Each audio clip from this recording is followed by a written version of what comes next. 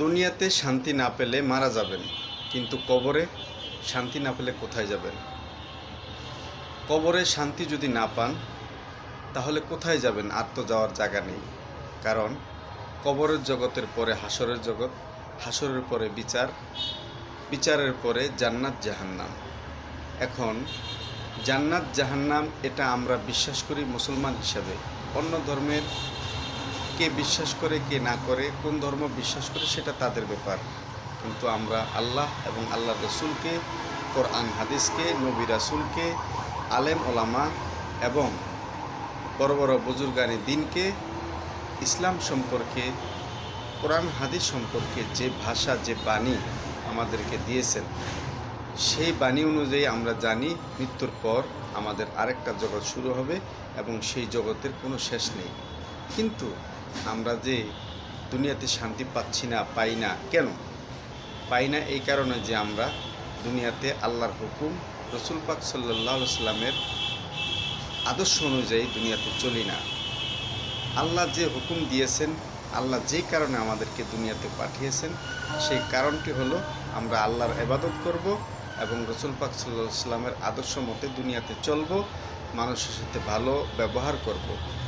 এছাড়া আমাদের লেনদেন, ব্যবসা বাণিজ্য, অর্থনৈতিক সম্পর্ক সব কিছুতে আমরা মানুষের সাথে সুসম্পর্ক বজায় রাখবো, মানুষকে ঠকাবো না, নেক আমল করব, 5 ওয়াক্ত নামাজ পড়ব, রমজান মাসে রোজা রাখবো, হজ করব টাকা হলে, জাকাত দিব নেশাব পরিমাণ সম্পদ হলে, ইত্যাদি।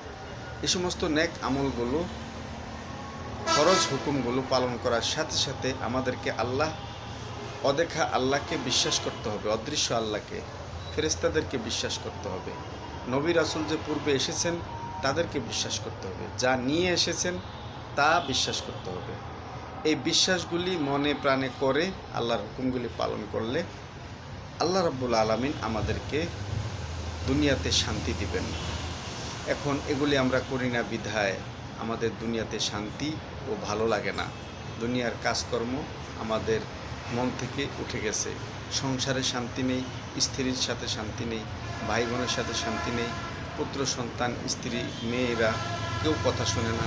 তখন মন খুব অস্থির লাগে, অশান্তি লাগে। তখন মনে হয় দুনিয়া থেকে চলে যাই। না, দুনিয়া থেকে চলে যাওয়ার কাজ তো আপনি করেননি। আপনার যখন হায়াত শেষ হবে তখন আপনি না চাইলেও চলে যেতে হবে।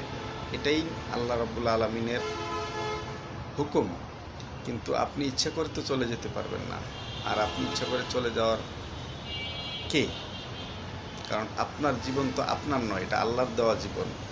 সুতরাং দুনিয়াতে আপনি শান্তি পেতে হলে আল্লাহর হুকুম পালন করতে হবে এবং আখিরাতে শান্তি পেতে হলে দুনিয়াতে আল্লাহর হুকুম পালন করে মৃত্যুবরণ করতে হবে ঈমানের সাথে। তাহলে আপনি আখিরাত, পরজগৎ সব জায়গায় শান্তি পাবেন। আর দুনিয়াতে আল্লাহর হুকুম পালন করলে দুনিয়াতেও শান্তি পাবেন। এখন ব্যাপার হলো, আমরা যে প্রশ্নটা আমি প্রথম করেছি যে আপনি দুনিয়াতে শান্তি পেলেন না, মরে যাবেন, কিন্তু কবরে যদি শান্তি না পান কী করবেন? এই জন্য কবরে শান্তি না পাওয়ার কারণগুলো দুনিয়াতে বেছে বেছে খুঁজে সেই কাজগুলি করতে হবে যেন আমরা কবরে শান্তি পাই, হাসরের দিনে শান্তি পাই। আল্লাহ যেন আমাদেরকে নেক আমল করতে সুযোগ করে দেন, তৌফিক দান করেন। সেটা যেন আল্লাহ রাব্বুল আলামিন আমাদের নসিবে রাখেন।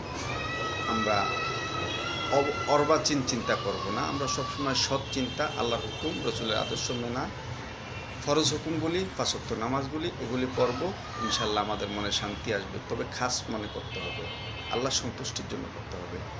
ভিডিওটি ভালো লাগলে একটা লাইক, একটা কমেন্ট, একটা শেয়ার করে দিবেন। প্রিয় ভাই, আপনাদের কাছে আন্তরিক অনুরোধ রইল।